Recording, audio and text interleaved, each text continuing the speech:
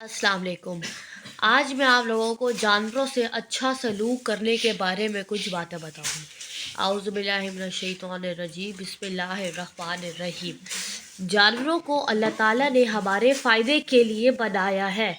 इस्लाम में हमें ताकीद की गई है कि हम इनसे अच्छा सलूक करें।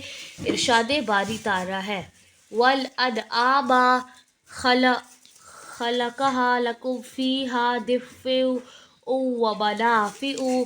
तर्जुमा, और मवेशियों को भी इसने पैदा किया, इनमें तुम्हारे लिए सर्दी से बचाव और बहुत सी दूसरे फ़ायदे हैं।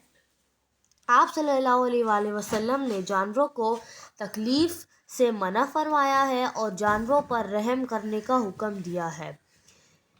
एक बार आप सल्लल्लाहु अलैहि वसल्लम ने एक ऊँट को देखा जो बीमार था और इस पर भारी बोझ लादा हुआ था। इसका मालिक बार बार इससे मारता था। आप सल्लल्लाहु अलैहि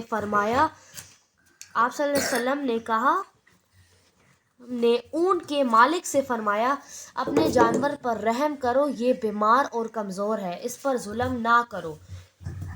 जानवर के हकूक, जानवर पर रहम करना चाहिए, उन पर बोझ नहीं डालना चाहिए, उनको मारना नहीं चाहिए, बीमारी की सूरत में इनका इलाज करवाना चाहिए, इनके खाने पीने का ख्याल रखना चाहिए, इन्हें गर्मी सर्दी से बचाने का इंतज़ाम करना चाहिए।